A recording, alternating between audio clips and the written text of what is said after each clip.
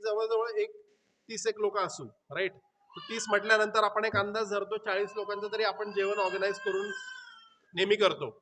पण 5,000 लोक, आणि वचन सांगतं की तिथं स्त्रिया आणि मुले होते ते वेगळीच. तर म्हणजे जर आपण आजची जर न्यूक्लिअर फॅमिली जर पकडली तर एका फॅमिलीमध्ये 4 लोक तरी असतात. तर असं जर 5,000 पुरुष तिथं म्हटलेलं आहे, म्हणजे तिथं कमीत कमी 20,000 लोक असतील. तर 20,000 लोकांसाठी कमीत कमी एक 25,000 लोकांचं तरी जेवण असायला पाहिजे, बरोबर. पण आंद्रिया बघतो की त्या मुलाकडे फक्त एक डब्बा आहे. त्याच्या आईने एखाद्या वेळेस असं म्हणून पाठवलेलं असेल, दिवसभर त्रास देतो घरात, हा डब्बा घे आणि समोर बघ तिकडे ते डोंगरावर जाऊन बस, तिकडे लोक जमलेत बघ, काय जरा तुला चांगलं शिकता येईल का, संडे स्कूल क्लास चालू आहे तिकडे. आणि आंद्रिया बघतो की ह्याच्याकडे 5 भाकरी आणि 2 मासे आहेत.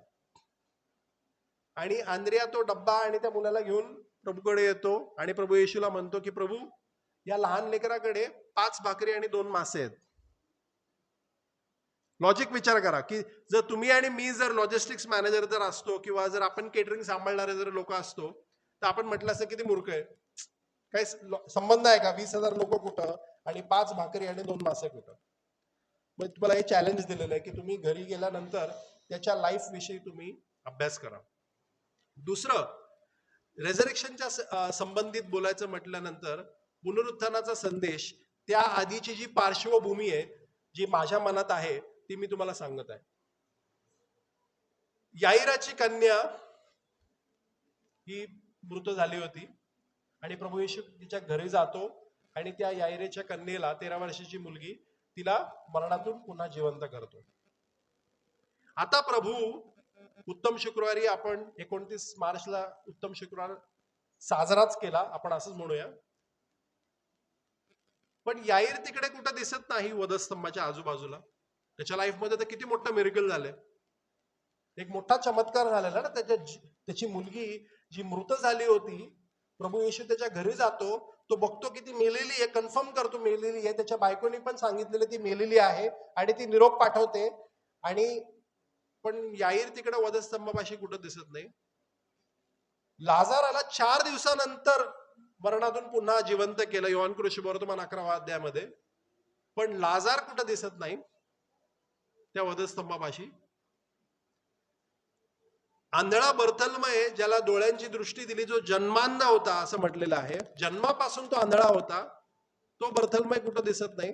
त्याला तर किती, म्हणजे त्याला एवढी उत्कंठा असायला पाहिजे की अरे त्याला जर कुठून जर कळालं की येशूला वधस्तंभावर टांगलेलं आहे तर सर्वात प्रथम काहीही करून, आता तर त्याला दिसत आहे ना, त्याला दृष्टी आलेली आहे, जो जन्मांध भिकारी असं म्हटलेलं आहे, तर त्यांनी काहीही आटापिटा करून त्या वधस्तंभापाशी त्यांनी पोचायला हवं होतं. ती रक्तस्रावी स्त्री जी 12 वर्षापासून रक्तस्रावाने पिडलेली होती, ती कुठं त्या वधस्तंभापाशी दिसत नाही.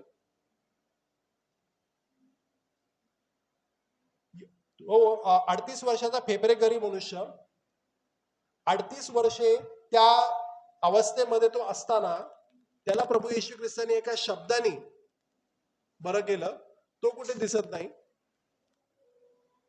वधस्तंभापाशी.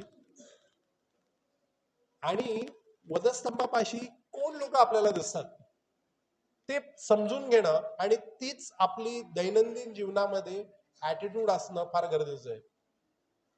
की सर्वप्रथम प्रभू येशू ख्रिस्ताने स्वतः त्याच्या प्रीचिंग मध्ये हे सांगितलं होतं की सर्व लोक मला सोडून जातील, मला एकटं सोडतील.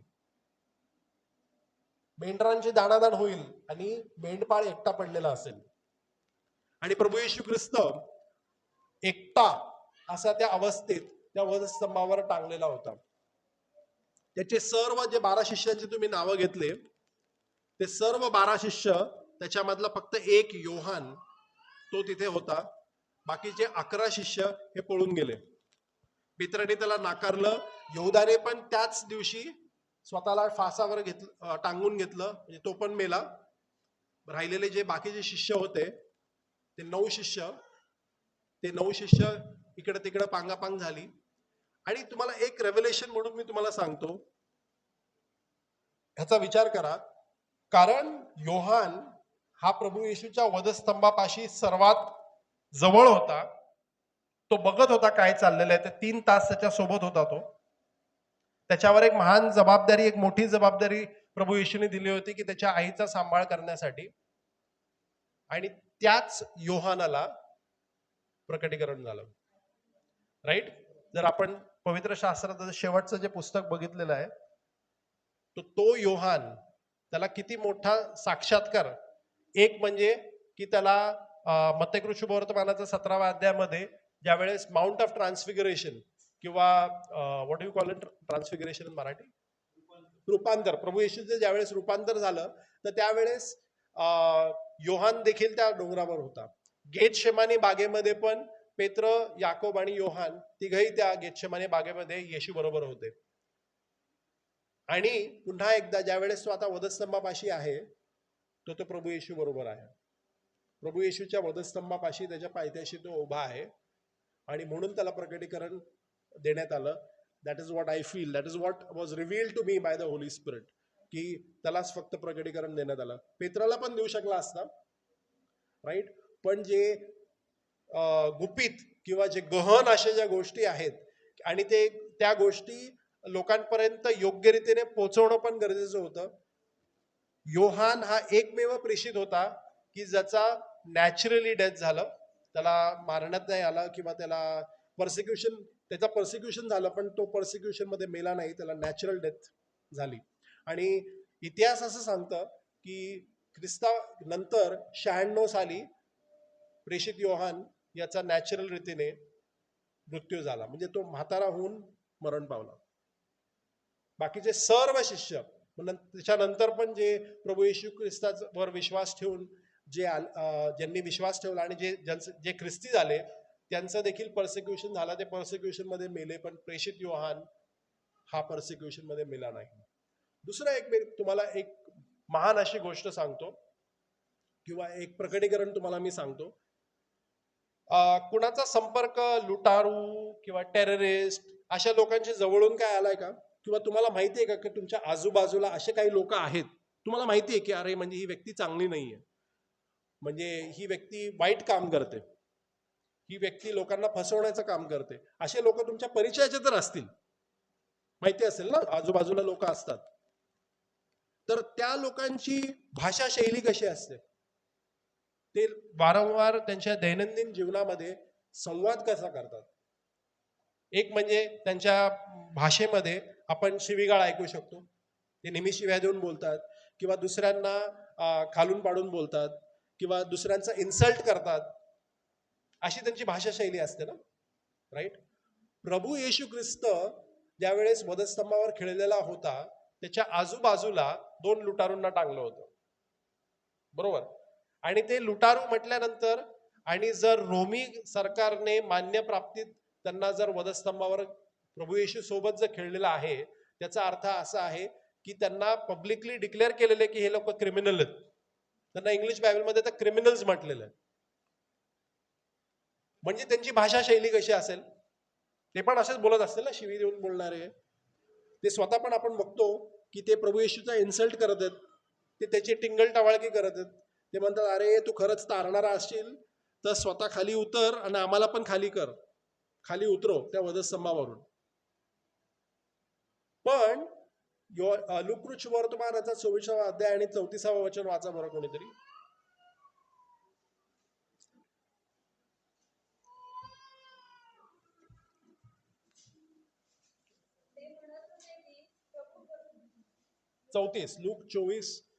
लूक 23:34.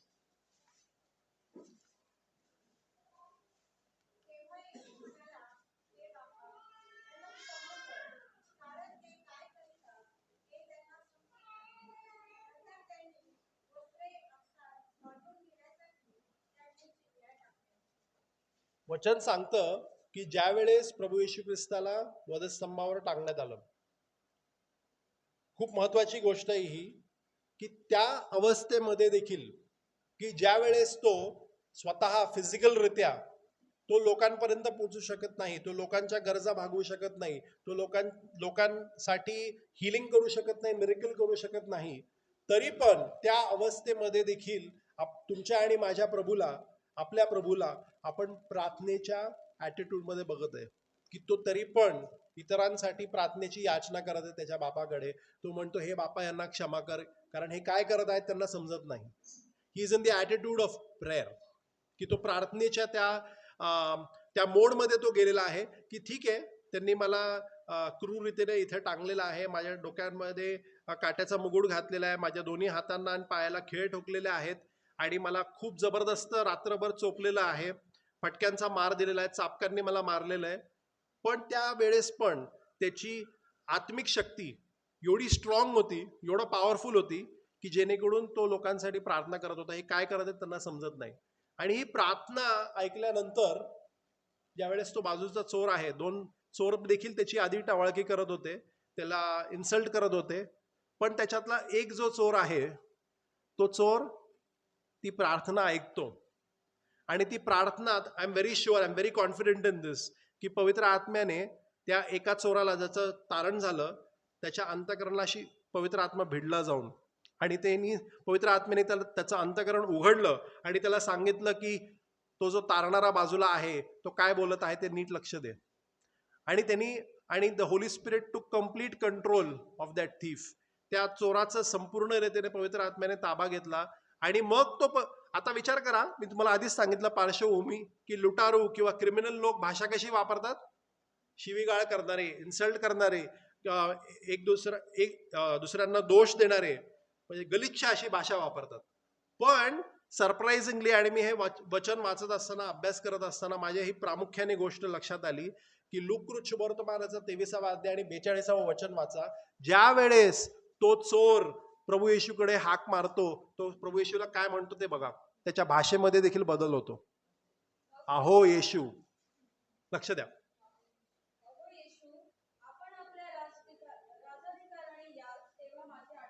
ज्या वेळेस पवित्र आत्मा तुमचा ताबा घेतो त्यावेळेस तुमच्या भाषा शैलीमध्ये देखील बदल होतो, राईट. तो म्हणतो, अहो येशू, जेव्हा तुम्ही राजाधिकाराने याल तेव्हा माझी आठवण करा. प्रभो स्वराज्ये येता मजला, स्मर वदला हा चोर, असं एका महान कवीने म्हटलेलं आहे, की तो प्रभूला एवढा रिस्पेक्ट देतो. अचानक हा बदल कसा काय होतो? कारण त्या चोराचा ताबा पवित्र आत्म्याने घेतलेला असतो, कारण त्याला माहिती आहे. आणि प्रीचर, टीचर, अपॉसल, पास्टर, टीचर, जे काही पाच पदरी सेवा आहे, त्यांनी देखील या क्षणापर्यंत हे महान सत्य बोललेलं नाही, जे त्या चोराकडून त्या पवित्र आत्म्याने ते वधवून घेतलं. की तो म्हटला, अहो येशू, जेव्हा तुम्ही राजाधिकाराने याल, म्हणजे तो त्याला एक म्हणजे प्रभू पण म्हणतो, येशू पण म्हणतो. येशू ह्याचा अर्थच असा आहे की तारणारा. आणि तो त्याला म्हणत आहे की तू जेव्हा राजाधिकाराने येशील, म्हणजे त्याला पवित्र आत्म्याने किती मोठं रेव्हलेशन दिलेलं आहे, की तू राजा आहेस आणि तू राजाधिकाराने येणार आहेस, त्यावेळेस तू माझी आठवण कर. आणि मग प्रभू त्याला इमिजिएटली पुढच्या वचनामध्ये प्रॉमिस करतो, आजच तू माझ्याबरोबर सुखलोकात असशील. तुम्ही या गोष्टीचा विचार केला का, की प्रभू येशू ख्रिस्ताने योहान शुभवर्तमानाच्या 14व्या अध्यायामध्ये एकदम महान असं वक्तव्य केलेलं. 6वं वचन काय सांगा, योहान 14:6, बायबलला उघडता.